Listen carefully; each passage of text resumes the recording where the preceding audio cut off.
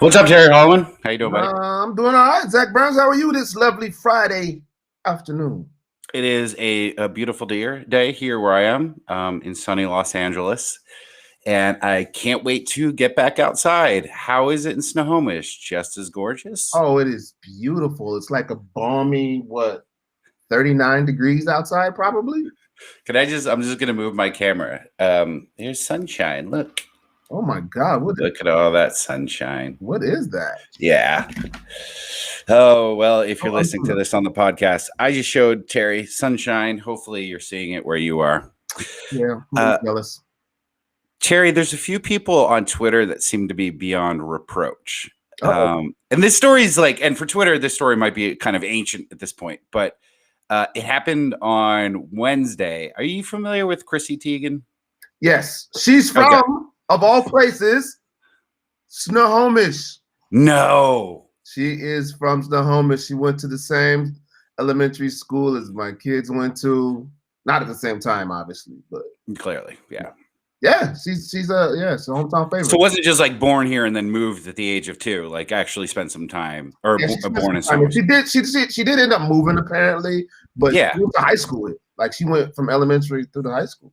So you if you ran into her, if you met her, you could probably exchange some familiar places that you'd both been to. Probably could. It would probably be awkward, but of course it'd be awkward. Yeah. So she's a rich lady. Because she's done well for herself. I'm still not 100% sure. She's a model. I know that that's primarily how she makes her money. You can make a lot of money modeling, I've been told. I was a child model, but my modeling agency went bankrupt. So I didn't see a lot of the money that was promised to me. And then I grew up and like Macaulay Culkin, I sort of phased myself out of my modeling career. But she's also married to someone who is probably even richer, I would guess, because I know why John Legend's famous. Yeah. He's a huge songwriter and then also is delving into writing plays and movies and producing. He's a mogul. They're both kind of moguls. Yes. So she sent out a tweet. She sent out a tweet on Wednesday. And the question was, what was the worst thing that you accidentally ordered? And her answer was, her and John were out to dinner once, and they asked for a nice bottle of wine, and the sneaky, crafty server brought over one that cost $13,000. Jeez. $13,000 bottle. It was a red, I believe. It would have to be a gold for me, like a platinum. It would have to come with if you finish it, there's $1,990. Most wine, if you ever watch Shark Tank, comes at the $10 or less price point. Yes, according to Kevin O'Leary. Yeah. So she shared that thinking it would be a funny story, and then got a lot of backlash because a lot of people don't have $13,000. To spend on anything, their children's college education, their house, their rent, their medical bills. And for the first time, I saw Chrissy Teigen sort of get knocked on Twitter because she's one of those people, Terry, that's just beyond reproach. There's at least on that one particular social media outlet, right? There are a few of them. Yeah. And she's one. Every time she tweets something, people are like, "Oh my God, Chrissy Teigen is so relatable," and she's just like the rest of us. Well, this one didn't feel as relatable, because everyone, I guess, maybe forgot because they follow her and maybe she occasionally responds to them. She's also an insanely rich person. Right. And insanely rich people tell anecdotes like, yeah, one time I got this $13,000 bottle of wine delivered. Whoopsie and I had to pay for it. Oh, my God. So just a reminder, Chrissy Teigen is rich. Really rich. And she's, super rich, multi-millionaire, and then again married to their family wealth is huge. Right. She doesn't. While anybody would notice, I think a $13,000 bottle of wine, she didn't sweat it. It became an anecdote instead of what this just devastated me and generations. Life-changing event that just took place. I'm going to have to sell all my items. That's what I was going to ask. There's a couple things. First of all, Zach, where do you get off? What kind of restaurant do you go to where you don't know how much the item that is coming to you costs. I mean, I know there's some places that they don't put the price tags on the menu. It's market value, all this stuff. Market. Don't price. You hate that? Yeah. Like, but at Terry's is at most it's always the fish, right? Right. It's a lobster or a fish, or you're maxing out at what, 50? But you ask. Normally I'd be like, oh, what's the market price for the lobster today? Oh, 60? Not getting it. Sorry. Right. Yeah, what's the market price for this wine today? 13,000. Yeah, no, I'm definitely not getting that. Don't even try bringing it to my table. Like, what would you do, Zach? That was my second question. What would you do if somebody brought you a bottle of wine, didn't tell you the price, and it was 13,000? Am I Chrissy Teigen or am I myself? You're Zach Burns? I am immediately running away. I'm just running away. It would be because you can't fight. I mean, I can't fight the server, but it still sort of feels like a weird fight or flight scenario. Yeah. I wonder how much I dropped at this point. And I'm obviously at a place. I've never been at a place that had $13,000 worth of inventory. Like everything. I'm buying the whole restaurant. The whole thing. So for me to be there, obviously a mistake has happened. You've obviously mistaken me for someone else. I am not Russell Crowe. I'm sorry. I'm not a man of these sort of means. So I already shouldn't be there. But then if I got the bill, and let's say that I dropped 1,000, right? For whatever reason. I don't know why I would ever do that. But then that adds another $13,000. Yeah, I'm not even going to try to sneak out. I'm not going to be like, could you excuse me for a second? I need to make a phone call. I'm leaving whoever I'm with there. I don't care if it's my mom. I don't care. I don't care who it is. They're going to have to run too. And hopefully they'll follow my lead. And I would assume it's the type of place, because once you get to that sort of wealth, there's also like a decorum, right? So if you skip out, have you ever skipped out at a bill? No, never. Yeah. Okay. Well, then I'll tell the story for the both of us, and it'll be both of our stories because I know you're lying. If you skip out at a bill on Denny's, someone is chasing you. Yeah. For no good reason, though, right? Like, really, for no good reason. Principle, they would say, the principle of the thing. But they're probably not going to catch you. But at least you're going to have to feel like, okay, I got to book it for a little bit and get 2 blocks down, get a nice 90-yard lead, and then maybe slow up. I feel like in a restaurant like that, there's not really people in place to chase you down. Right. So I would feel pretty comfortable that I could make my way out the front door, which I would do. But I would feel like even though they probably wouldn't have someone to catch you on the spot, I would imagine that they would have some kind of like facial recognition, or they'd be able to hire the best in the business to come track you down. Because that, again, like, you're talking about 13 grand. That's like, it's like you went to the museum and stole some crap from the museum. Like, you would, like, for real, like. Terry, we're so stupid with money. I don't even know what to compare $13,000 to. I'm like, thinking like buy a house for that.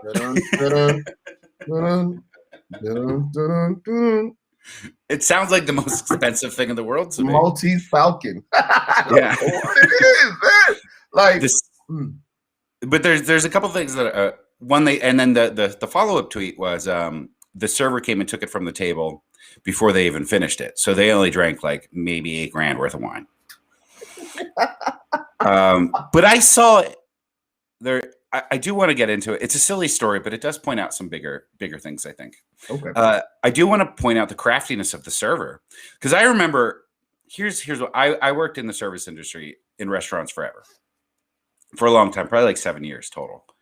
And if you ask someone, what do you recommend, and your server, when I worked, my base hourly income was $2.15 an hour. That's been changed in a lot of states now. You get the 15 plus the tips, but I primarily did it in Jersey and Massachusetts, and so it was $2.15. So entirely, which pretty much covered the taxes on any paycheck. So I was entirely tip based. Right. So if you ask someone, even if you're making 15 an hour, if you ask someone, what do you recommend? What do you think they're going to say? Oh, well, there's a couple misconceptions about that. People have watched too many shows about restaurants where they think the waiters and waitresses get to taste everything on the menu. That doesn't happen. At best, you get like 40% off, but still have to pay for that. Pay for that, right? Unless there's a messed up order, and then maybe someone will keep it on top of the oven for you. So when you get it, it's like lukewarm. Right. So I don't know really, because I haven't tasted most of the shit. I got like 2 things on my go-tos, and that's it. Right. That's it. And then, of course, I'm going to say the thing that costs $39.95, or they don't do that in restaurants, $40. Right. Why would I recommend, even if my favorite thing was the meatball sub, why wouldn't I say the sauteed halibut? Because that's $25 more, which means I hopefully, if I do a decent job, make an extra $4 or $5 off of you. Right. That's one thing that you should absolutely know. Right. Absolutely. So this server took it to another level. He or she, but this feels like this feels very like scammy dude stuff. He-ish. Yeah. Yeah. He decided to, all right. He probably recognized him. That was going to be the next thing I was going to say. I'm sure he did.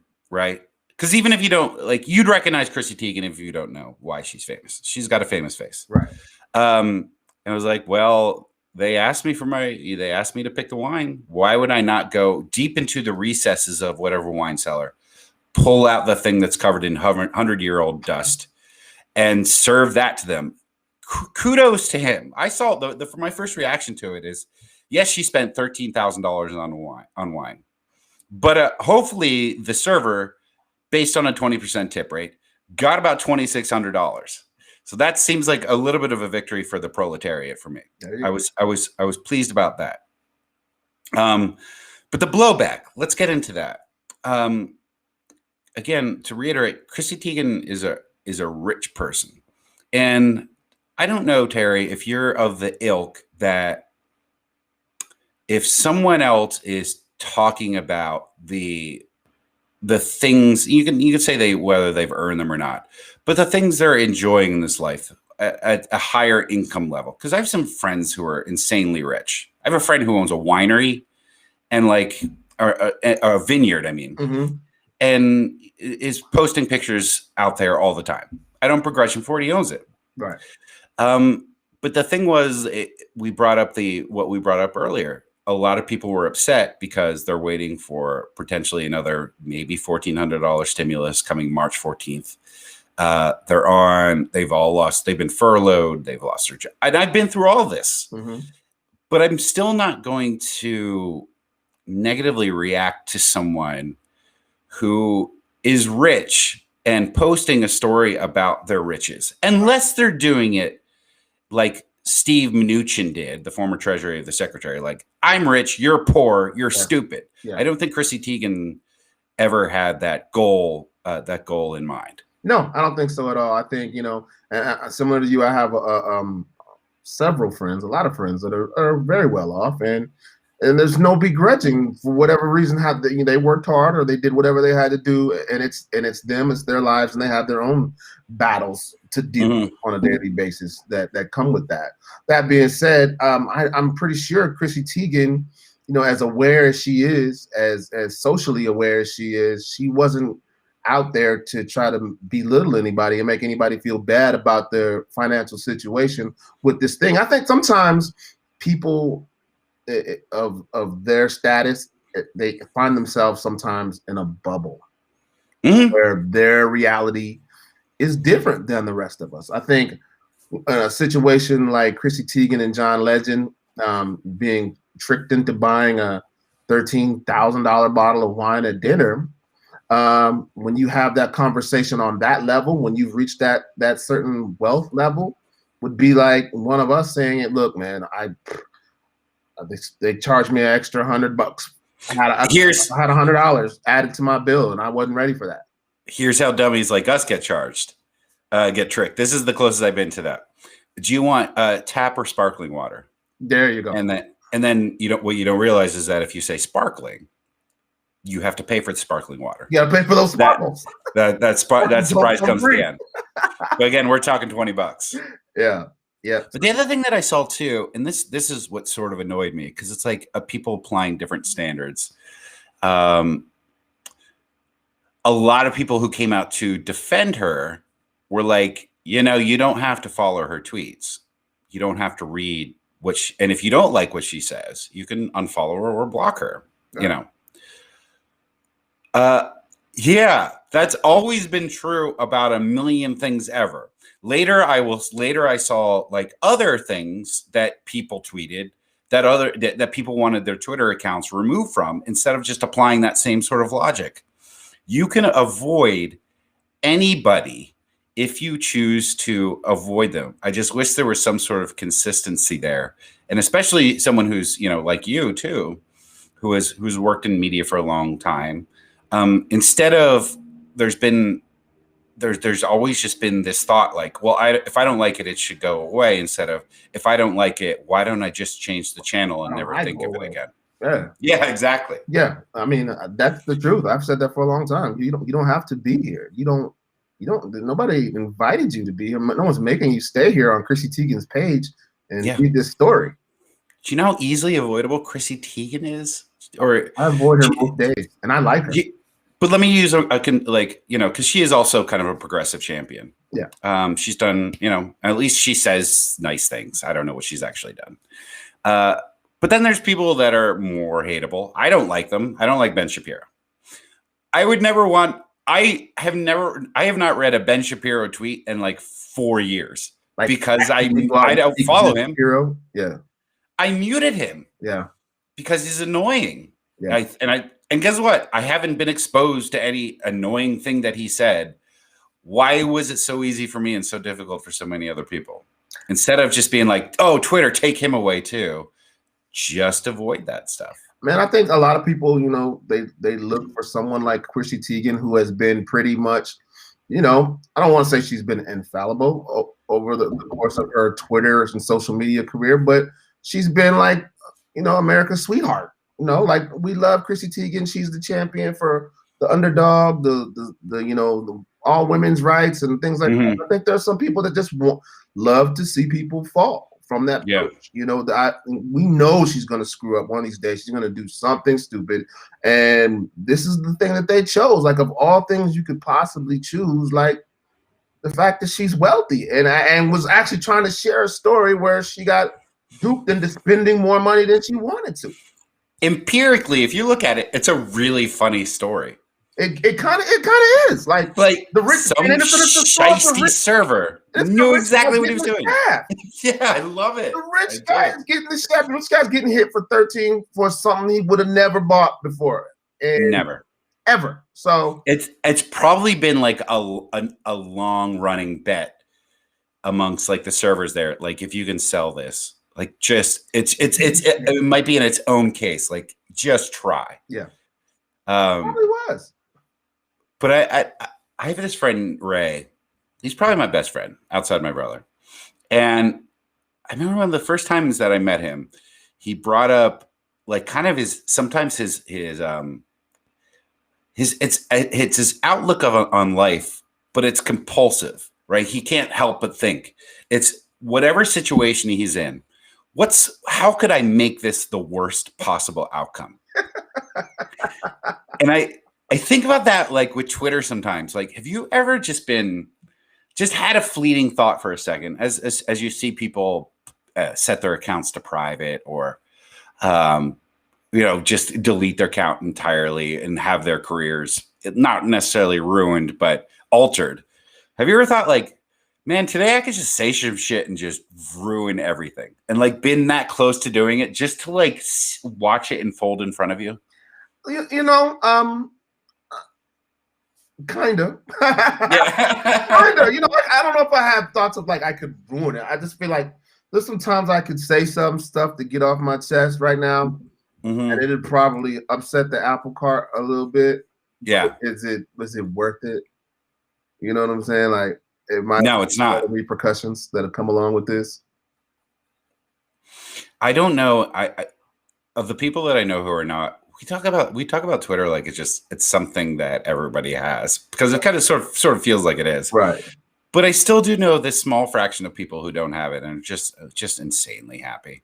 Yeah, good. Like I'll bring up stuff that is like I've been stewing over for 5 days. It's just like they're like, "Well, explain that to me." I'm like, I would be a better friend if I don't. This might save our relationship if I don't. Yeah, exactly. I gotta tell you something real quick. I guarantee you didn't know about this. You didn't hear about this. It's not probably in your lane, but I'm going to bring it up anyway, since we're talking about wealthy people and opulence and doing stupid things with your money. I just happened to stumble across it yesterday, flipping around on social media. There's a rapper.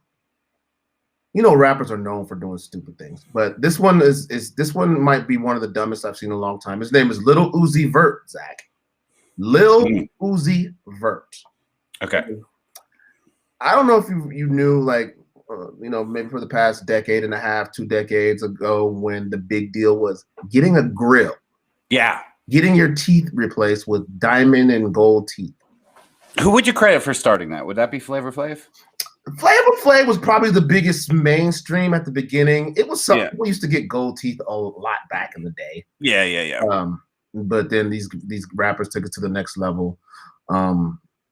Actually, a lot of, you know, like the street guys started it, you know what I'm saying, putting gold on their teeth, and then the rappers took it, and then they just took it to a whole new level. And Lil Wayne came with the diamond and platinum teeth.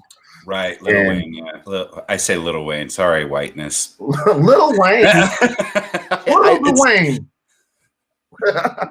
Yes, right. Lil Wayne. And so that became a thing for a long time, diamond grill. Well, Lil Uzi Vert took it to the next level and got a diamond permanently placed in the middle of his forehead. Surgically inserted into the middle of his forehead to where it cannot be removed. Like you can't just walk up and snatch it out of his head. Like it's put in there. Take a wild guess at the price of this diamond. Okay, it's gonna be bigger than. Okay, less than 7 figures. I'm gonna let you guess. Okay, I'm gonna say $500,000. $24 million. What? Look it up. Google it. A pink diamond. Yeah. Permanently stuck in the middle of his forehead, like one of the Avengers, like Vision. Yeah. Like Vision. Like Vision. Like Thanos. Right. Like Thanos. He's got an Infinity Stone. He absolutely does. I'm going to show you a picture of it here shortly. But like what we're talking about just a second ago, Chrissy Teigen spending $13,000 on a bottle of wine accidentally, getting tricked into doing that. And people being outraged. This guy put a $24 million diamond in the middle of his forehead, and it can't be removed. It's a load-bearing diamond at this point. That's what it is. Yeah. It's holding up his frontal lobe. So he's big enough that he can afford a $24 million. Can't be everything he's worth. All right, Terry's holding up a picture. I don't know if it doesn't. I mean, it doesn't look good. Well, it looks like I imagined it looked like. Yeah. I don't know what looks good. Oh my good Lord. Oh yeah, Google that. Google that thing up, ladies and gentlemen. Wow. And so he's big enough that 24 million is within. Well, that's what I'm curious about, because I'm not that hip. I know who he is, but I'm not. I couldn't name you a Lil Uzi Vert song. No. And that being said, that I can't even name an Uzi Vert song. I have no idea how you got $24 million to blow on a diamond that you put in your head. Like, I would think that at that point, when you're putting a diamond in your head worth $24 million, that would be like throwaway money. Like, oh, I have like $1 billion. Literally, Mm-hmm. I Yeah, have you'd $1 have billion. to. But I don't think that's the case. Because that thing, as soon as you, I don't know that much about diamonds and how the value appreciates. But I imagine once it's in somebody else's head, the value would go down. Yeah, Plus, like it's some lord over in London. I would like the easy walk diamond. I'd be willing to pay 25. so you know how you are like after you. I don't know what the most you've ever taken out of an ATM is. Oh man! But like, you say you withdraw $200, right? And you know that panic you have after you take it out, like, all right, I just became a target. Yep, Like, they're looking for. yeah, like at this point, because most of the time, my wallet, if someone mugged me, I got mugged a lot when I was younger, and I had no problem handing over my wallet because it was just like, yeah, go ahead, go on the world's shortest spending spree ever. So dope. If you rob me, just practicing. Maybe they'll be looking through and be like, I've never even heard of these credit card companies. Don't give this shit back. A Discover card. But once you get $200 in your pocket, you're like, now if someone tried to rob me, I feel like I got to defend it. Right. Imagine now you have $24 million, not even just hidden in your pocket. It's on your head. You walk up. You are, I don't know what the process would be to. Here's what I know. Like in Ocean's 11, I think 11 of them robbed somebody for like $30 million. Yeah. Like they went through an intricate plot, like schemed with laser beams and yes. and all kind of, you know what I'm saying? And Goodfellas, when they talk about the Lufthansa heist, which was the biggest heist ever, it was like $7 million or something. That's a third of what you had in your forehead. Yeah. Dude, like, so quick story. One of my wealthy friends, like back in the day, I remember him telling me a story back in the day, and he was actually on the East Coast. He told me he had purchased a Rolex watch, and he was out in the city hanging out, and he ran into this guy, and they started a conversation, and then dude was like, you know, I used to be, you know, really heavy in the streets, man, and he said he was telling him with the straightest face ever. He said, I would have cut your arm off to taking this watch from you. And he said at that moment, he knew like, it's not worth it. Like, yeah, it's not worth it. Like, and the dude said that with the straightest face. Like, if you would have met me 5 years ago, I would cut your arm off and taken your watch. Wow. And like, my arm is not worth the watch, man. No, it's not. My forehead is not worth. I don't even though it's worth 24 million, like yeah. it's not worth my life. I don't know. I just don't know how to. His name's Lil Uzi Vert, so he's got a different life experience than mine. But I would have trouble like getting into just any sort of argument with anybody, just knowing that I have this, essentially 8 generations of my family's wealth at the least stuck in between his eyeballs. It would be tough to have just like any normal conversation with him. Like, what do you do? Imagine like when you're talking to him, if you're talking to him face to face, you have a conversation like, yeah, man, I shot 57 last week, man. How's your golf game? And he's like, what do you look at? Like his eye? Do you glance off? Do you come back to the diamond? Like, what are you looking at, man? What are you looking at? It's like a girl with a halter top on. Like, what are you looking at? Where's your eyes, mister? Yeah, right. Keep your eyes. So yeah, then you end up looking anywhere but the diamond, right? Looking up at the sky. So, little Uzi Vert, what are you guys doing for Thanksgiving? Okay, well, it's the Friday, Terry, before Super Bowl Sunday, which I adore this day. Not because of the game, even though you and I both grew up in an era where Super Bowl sucked. Like it was always like 45-10 and everything. And now they've been relatively competitive games. So it'll be, if you like football, it'll be an enjoyable day of football, most likely. Yeah. But one of the reasons that I really enjoy it is that it is such a communal experience. Like there's very rarely, because I've had friends, I've had girlfriends and ex-girlfriends who hate football, hate sports in general, right, but are always interested in watching the Super Bowl. Yeah. Because like there's just something about all of America participating in this thing that they're into. And I love this day, and Yeah. I am looking forward to the matchup. It is old versus new. It's the greatest quarterback of all time, Tom Brady, versus soon to be, well, eventually going to be someone who rivals him as the greatest of all time, Pat Mahomes. I'm curious because the day is about so much more than the game.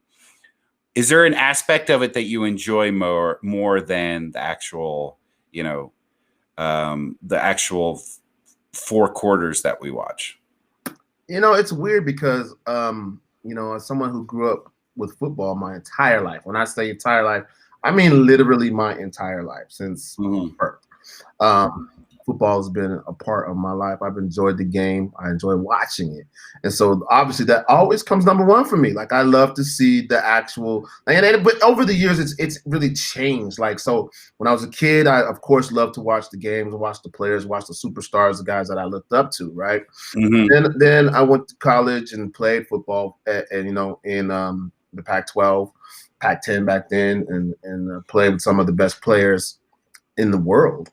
From high school all the way up through college. Then I got to a spot where I was watching guys I used to play with, and I would be out, I'd be loving to see people that I recognized, the people that I played against, the people that were friends of mine. That's what I got into. And then now I'm back to the spot where I just love to watch these guys go out there and compete. And the athletes are so incredibly gifted these days that it's just amazing to watch. So that being said, if there was anything outside of the actual game, it is like you said, it's just the whole communal thing, the thing that everybody's is tuned into the same thing at the same time.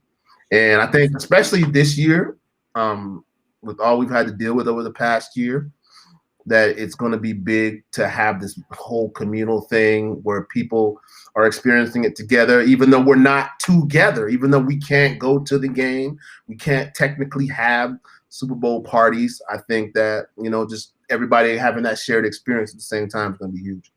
Yeah, it is. And that is true. This will be the first year because the Super Bowl last year was about a month before stuff started getting shut down. Yeah. So everybody was out and about. Yeah, and everybody's doing it a little bit differently this year. Yeah. How about you? You didn't tell us what it is you like most about the Super Bowl? I love the whole day. It's because it's the other like sports spectacle that I really get into is the Olympics, because not necessarily that there's like one day, but then that becomes like this global worldwide thing. Yeah. And they have so much broadcasting time that you get to find out everybody's stories and everything like that. So I love watching Super Bowl coverage starting at like 7 a.m. I'm into it. Yeah. Like I want to hear like Travis Kelce. What books did you read in high school? Because they have time to get into everything. Yeah. And then I love people's reactions to the halftime show. The Weeknd is going to be playing, and everybody's upset because everybody's upset about every halftime Super Bowl announcement in terms of a performer since I can remember. Yeah. But I do have one Super Bowl story, Terry. I'll tell you, when I was 8 or 9 years old. So it was actually at my parents' house, which was a godsend, because I was watching. It was the Broncos versus the now known as Washington football team. Yeah. It was the year that Doug Williams became the first Black NFL quarterback to win the Super Bowl.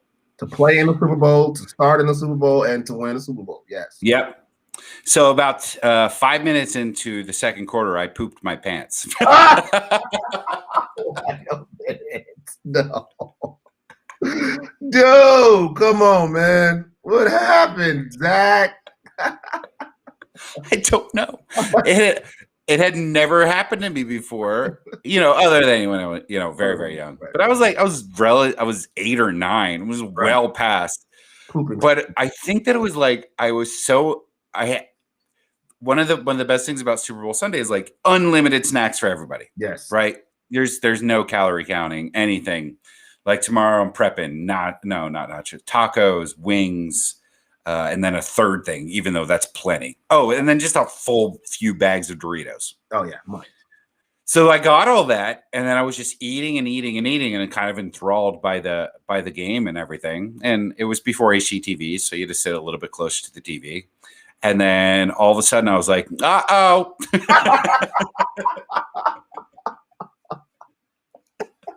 Uh-oh. So I was sitting in my bedroom, and not alone.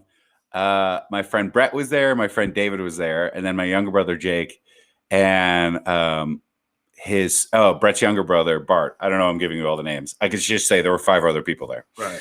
But so I'm sitting there. I'm like, well, this happened. Now I have to think of something. And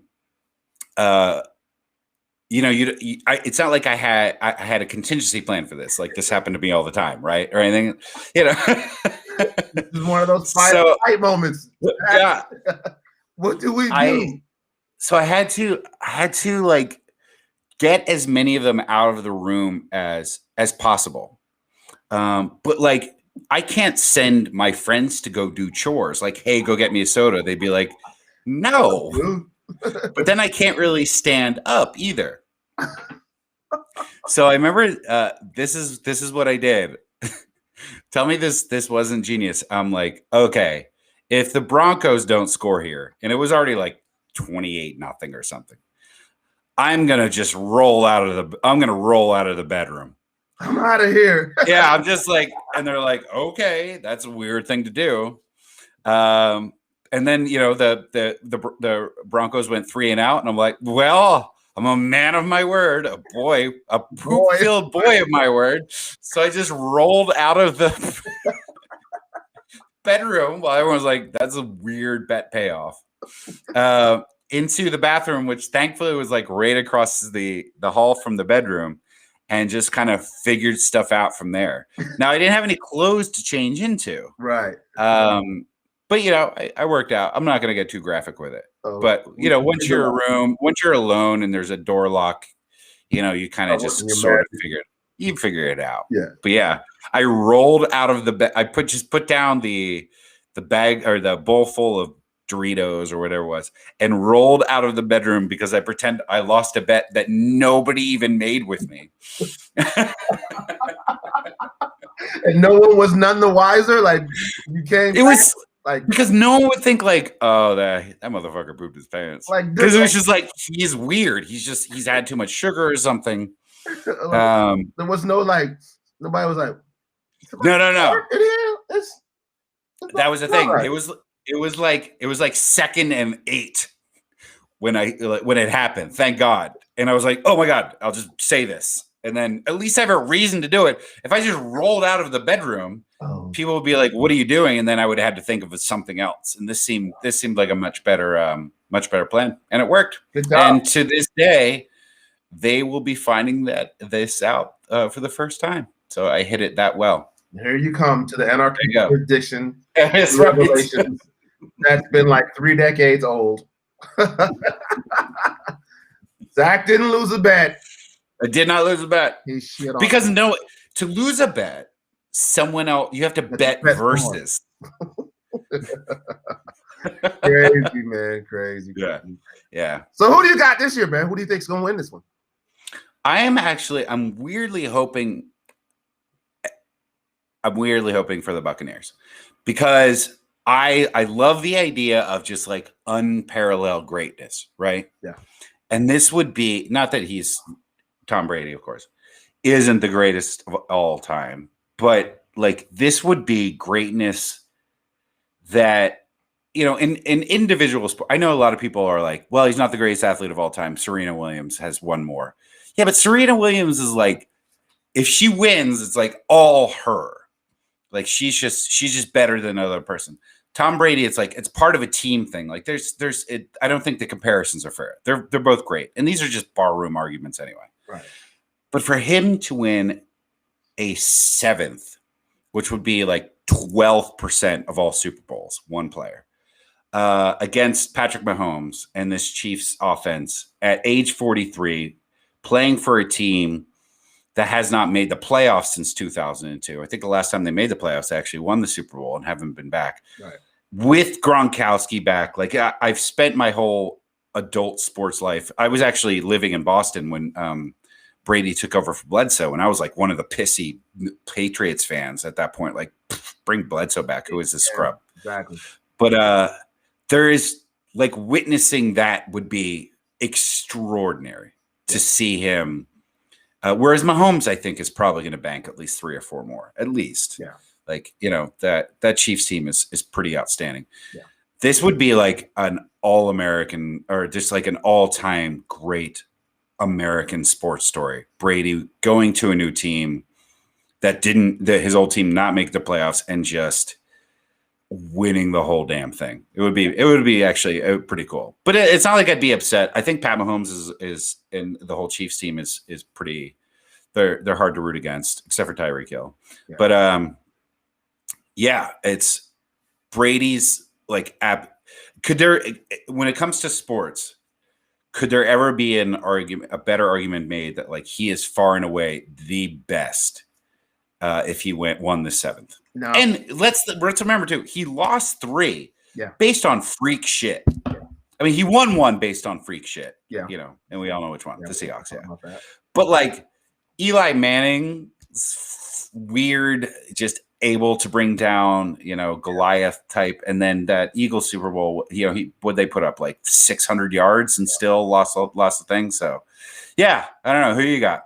No, I mean, I'm kind of with you too. And this is one of those games there. I don't have any skin in the game. Either team could win, and I'd be happy for that team. I think it's going to be a good game. I look at the same things you look at. Except I'm looking at Tom Brady as a guy who left the Patriots, who for the long time were the evil empire in the National Football League. Like they were like, oh, here we go again, the Patriots, right? Blah blah blah. They've got a lock on this Super Bowl thing.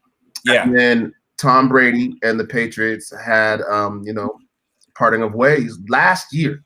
Just 1 year removed from being on the Patriots team, right? Mm-hmm. And he goes to Tampa Bay of all places, where, like you said, they haven't been in the Super Bowl since what, 2002. I don't think they've been in the playoffs since then. Exactly, they haven't. They're in a bottom dwelling team, right? Listen, so you take this guy, this old quarterback, ancient guy, and you send him down to Tampa Bay, and you think he's gonna go there and just wallow in the mire and retire with like 4 or 5 wins a season. And or Jordan Wizards. Yeah, it was kind of like it felt like that a little bit. That's what most people thought, but no, he does the exact opposite and comes back to the Super Bowl, his very first year away from the Patriots, away from Bill Belichick. I think that would be a great storyline. Again, one of the great storylines in the history of sports. So, one thing I do want to talk to you about, I've been wanting to talk to somebody about this for a long time. Unfortunately, you're here. And you brought up part of it earlier. So it's just sports and life in general, how everything is all about timing and things can happen like that and lives can change in an instant. Mm-hmm. And you alluded to it earlier when you talked about Drew Bledsoe was the quarterback for the New England Patriots. He was looking like one of the all-time great quarterbacks in the National Football League. Big, tall, statuesque guy that put up a lot of yards, ties to the state of Washington. Mm-hmm. The guy was the franchise quarterback for the Patriots in the year 2001. He gets hurt. And a freak accident, he gets banged up, and they got to bring in this guy off the bench, like who nobody really heard of, Tom Brady. He wasn't a high draft pick. He wasn't like somebody that was sought after. And he comes in, and here we are all these years later, 19 years later, however many years it is later, and he's the greatest of all time. The question is, if Drew Bledsoe never takes that hit, never gets hurt, Do we have Tom Brady as we know Tom Brady today? Or does he spend his entire life in anonymity, holding a clipboard on the sideline? Because Drew Bledsoe was never going to come out of the game unless he got hurt. Tom Brady was never going to get a chance to play unless Drew Bledsoe got hurt. And so for one man's fortune to go take a complete left turn, because Drew Bledsoe was never the same after that. No, he had a nice career, but a nice career. Yeah. Not like anything. Yeah, it wasn't on the trajectory if he had stayed with that Patriots team and been the guy that led that team. But Tom Brady was inserted, and here we are today. He's like for instance, I'll tell you, and again, I'm not trying to whatever, but like in 2001, my best friend was playing for the Patriots. And I went out there to visit. And Tom Brady was just like, this guy, right? With his hat like that and just a guy in a corner. Now he's like otherworldly. Like you can't get near Tom Brady. Like he's on another level. He's upper echelon of anything. But if that injury wouldn't have taken place, would that be the Tom Brady we know today? You're right, because you're talking about Bledsoe in his supposed prime. So he's and not at that point, his head wasn't on the chopping block in any Patriots fan. I mean, the Patriots, he brought him to a Super Bowl. They lost, but he got him there. Right. And that had been their first Super Bowl since, they got shellacked by the Bears. Yep. So he was sort of one of the darlings of and the type of football that New England liked at the time. So yeah, he probably had another 3, 4, 5 years of being a starter, and nobody at that point was like, is there a quarterback, battle going on right now? No, Brady was the clear backup. And when Brady came in, I remember the sentiment, again, living in Boston, the sentiment was like, well, we're going to lose the rest of the season. Yep. The season is lost. Yep. And, yeah, that's a great question. Because Aaron Rodgers was always going to be something special. It was just when Brett Favre decided to hang it up, which he did. He waited too long, but he did. I don't think no one expected that of Brady. No one. And even going into the year after they beat the greatest show on turf, that St. Louis Rams team, people still saying this is a one hit wonder, a one and doneer. The defensive front that they had was the thing that brought them through, right?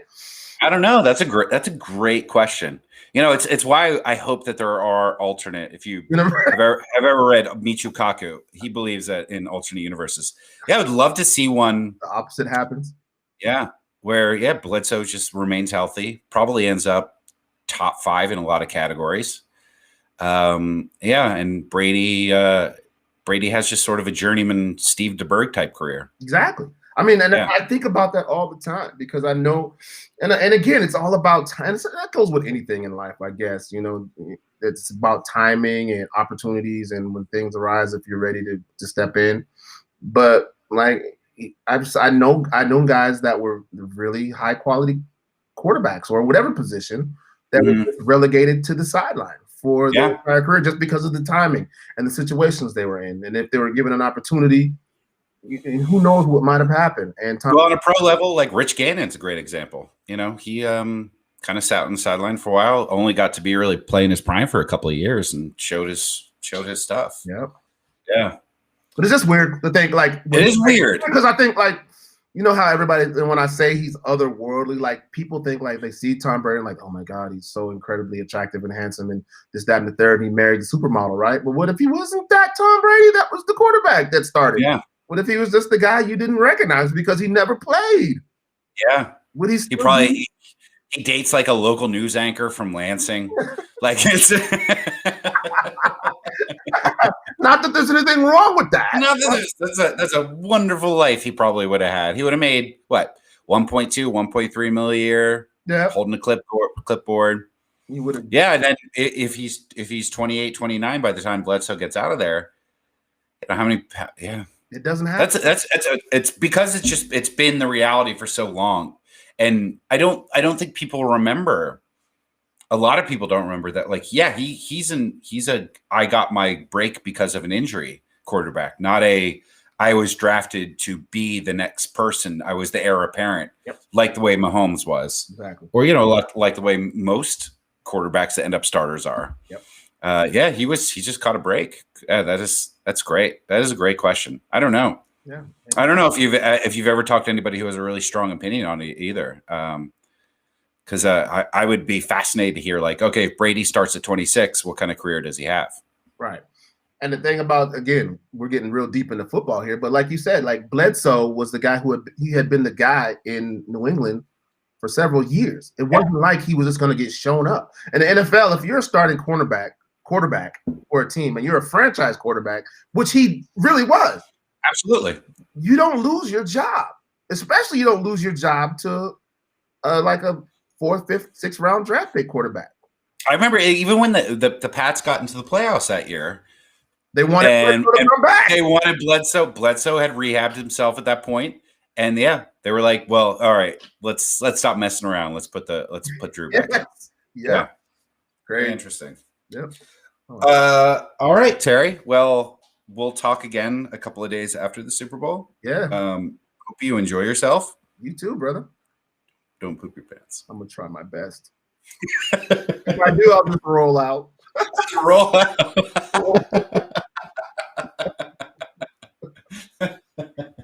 All right, everybody. Share this if you could. Oh, and also, we're doing really well, Terry, with the downloads as of late. Right on.